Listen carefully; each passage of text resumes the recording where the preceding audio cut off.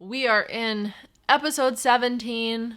We are fighting that end of the build slump. I have no slump at all. I am ready to do 10,000 small projects, and that's what you're going to do at the end of your build for probably about a month. Just a little bit of trim here, some tiny paint there. Tiny this paint. in. Get your hard hats on. Tiny paint and trim and filling things in and latches. Definitely need a hard hat for that. Let's do it for 20 million more weeks. All right, episode 17. Here we go. Right across this country into the starlight, 12,000 miles, turn back, do it again. No destination, it's just a journey. You were my lover and friend. This is episode 17. We are showing you how we installed the door locks on our bus doors. We are lining the upper kitchen cabinets. We're talking all about the WeBoost that we installed and also welding together the little herb box for the kitchen window garden. First up this week is the door locks. There is a lot of talk about different ways to lock these bus doors. This is the double doors on the side of the vehicle. Some people replace this door completely with like a regular house door. Personally, we like those bus doors. We think it looks cool, and in the end, this vehicle doesn't even look like a bus anymore, so it's kind of a cool way to remember where it came from.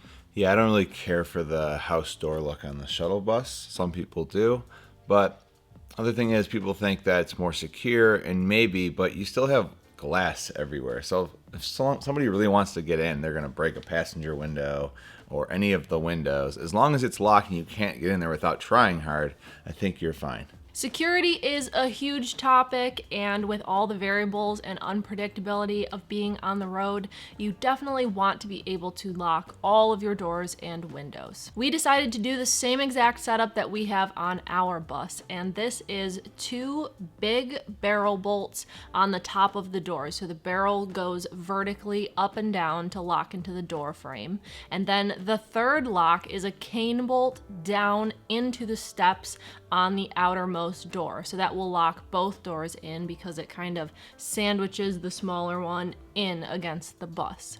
Installation really wasn't anything too crazy. We did need a little 1/2-inch aluminum spacer on the upper 2 barrel bolts, and that's to get it inside of the door frame enough that when you push up the bolt, it locks to the inside of the frame so it has something rigid to sit against. The installation process on this was fairly easy. Given that it was aluminum, it's not too hard to drill and tap that with just a hand driver because it's a little bit softer than like a heavy steel.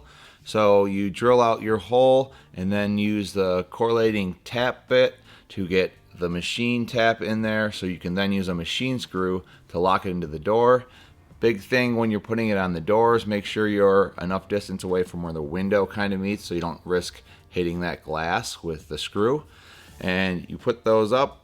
Now you're going to machine screw on the corners, and you put the barrel bolts on there, and you're ready to lock it up. You do the same thing with all the pieces of the cane bolt. You drill and tap each hole and then put a machine screw into each, tightening it down as much as you can. The last part of this was to drill a hole right into our bus steps, and this is for somewhere for the cane to drop down into. It has to lock into something, and that is the actual bus steps. So once we drilled all of those holes, we tapped all of them, we drilled the holes in the steps.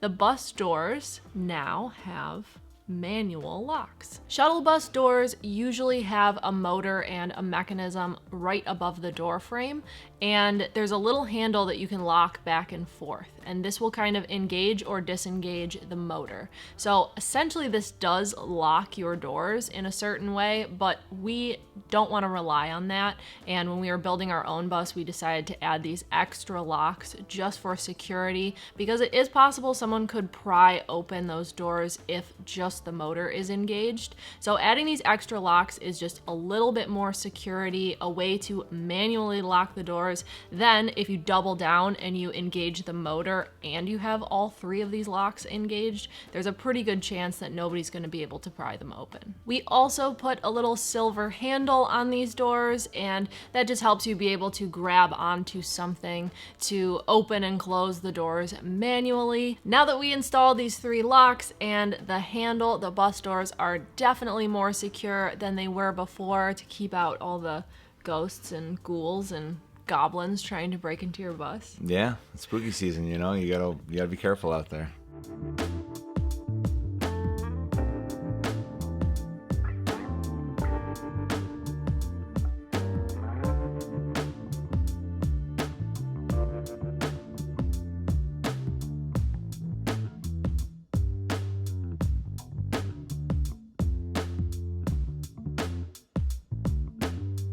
Next up this week was lining all of our upper cabinets. Last week we showed you how we put all the shelving and the drawers and the lining into the closet at the end of the bed.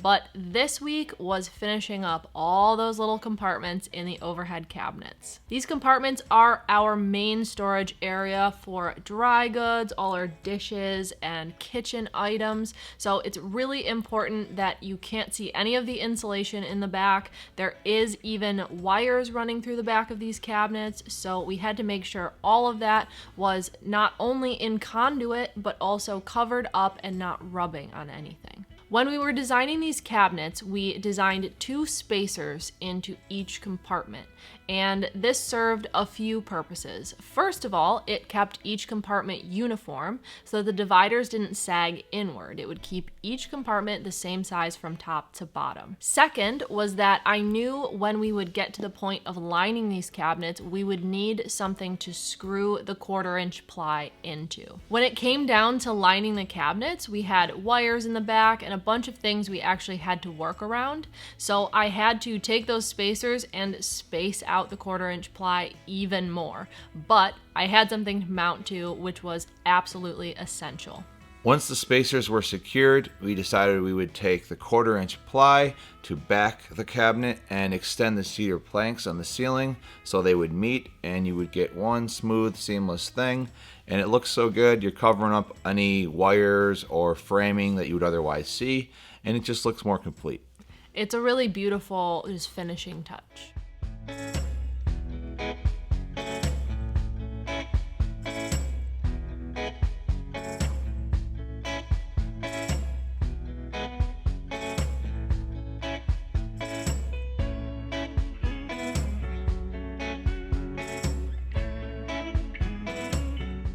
The final finishing touch for these cabinets was to put down cork sheeting on the bottom of each cabinet.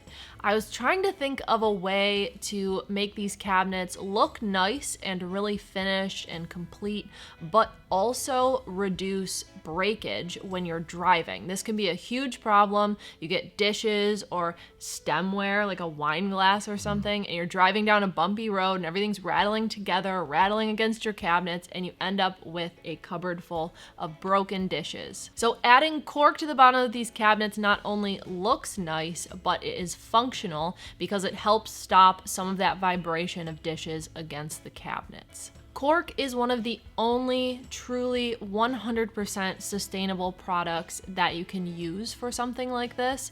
Cork is harvested from the bark of the tree. You don't have to cut down the whole tree to make cork, which is really cool. I learned a lot about it in my research of trying to find something to use. So not only is it a way to work sustainability into your build, but it is also a great way to stop all your dishes from breaking and rattling, and it looks really nice on the bottom of the cabinets too.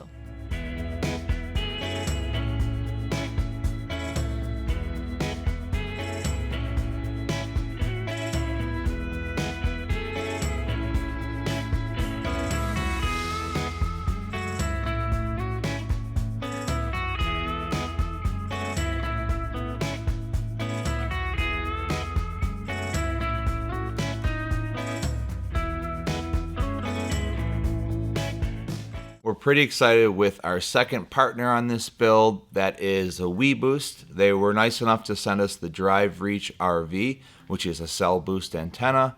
which is really nice to have, honestly, anywhere, but really when you're out in the wilderness, if you're in the forest or the desert, it can help boost your cell signal or maybe even give you a little bit when you have almost none. Having a WeBoost allows you to work from the road. It will boost data signals, voice calls. We upload our YouTube videos using our WeBoost when we're on the road. Really, anything that you're doing online, it will take whatever cell phone signal that you have and it will boost it. If you have watched any other van life, bus life, DIY, RV, YouTube channels, or Instagram pages, you have definitely heard of WeBoost. That's because we all use them and it is for good reason. WeBoost was generous enough to send us their newest Drive Reach RV for this new bus. So the Drive Reach RV will be included with the sale of this bus. It will go to the new owners for all their own adventures in the backcountry, being able to work from the road. It is absolutely essential to have one of these WeBoosts if you want to be traveling, if you want to be in the backcountry and all the unpredictability of cell phone signal that comes with that, but you still need to be connected because maybe you work on the road.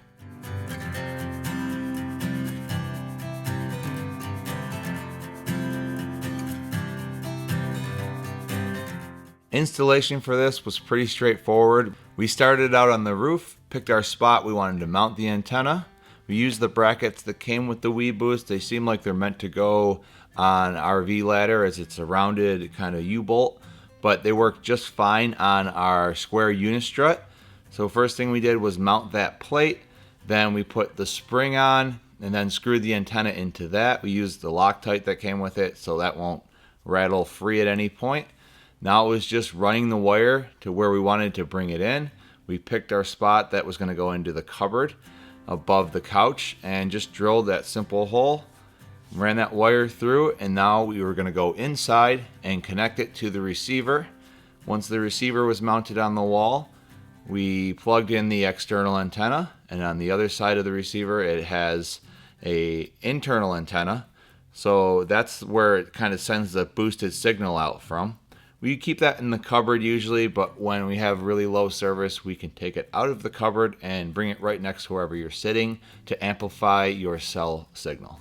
This WeBoost Drive Reach RV works with all US carriers. It works with 5G now. So pretty much anywhere you are, if you're trying to work from the road, this is definitely a must-have, and it completely transformed how we were working from the road when we built our own bus and got our first WeBoost back in 2020. We've talked all about the WeBoost before in a Q&A, probably from the spring. We told you all about the WeBoost that we use, and so we're really excited to be partnering with them and putting this Drive Reach RV into the new bus for all the adventures of the new owners. Wherever they go, they can still be connected. The last project this week was to make a metal liner for our kitchen window herb garden. You may have noticed when we cut our butcher block countertop, there's a weird little rectangular space right in front of the kitchen window.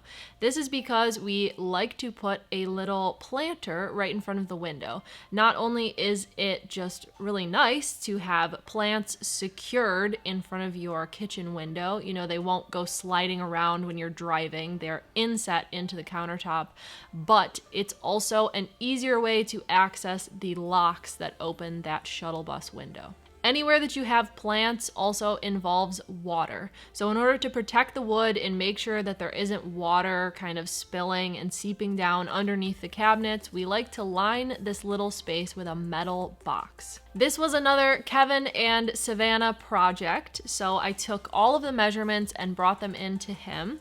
We decided to make this box out of really thin metal, so I started practicing my welding on some thin metal. It was really difficult to weld on metal that thin. So actually, while I was practicing, he just welded it up himself and it was already done. I don't know if he didn't trust my welding skills. No, that's definitely true. Yeah, he knew it was going to take way too long.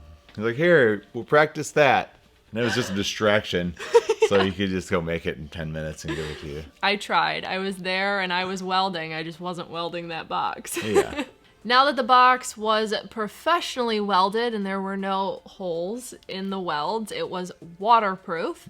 So we took it out to the bus, and it did take a little bit of back and forth to get it into that space. I want to say it just dropped in so easily, but More of an angle and pry in than a drop in. it did not. We finally got it in there, and it did drop in and sit below the countertop. It fit perfectly once it was in the space.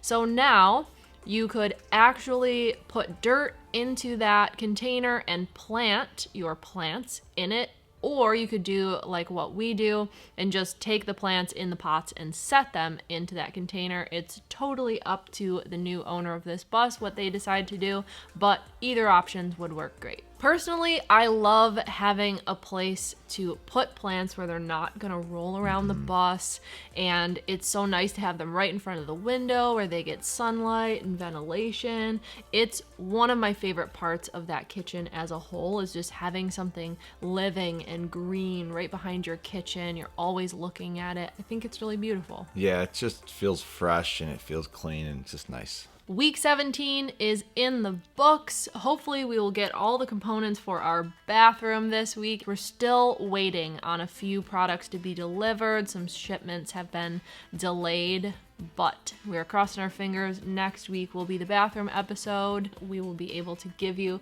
the big reveal. We are so excited to show you what that looks like and wrap up this series. That is so exciting. Do all those things you do on the internet, and we will see you next time.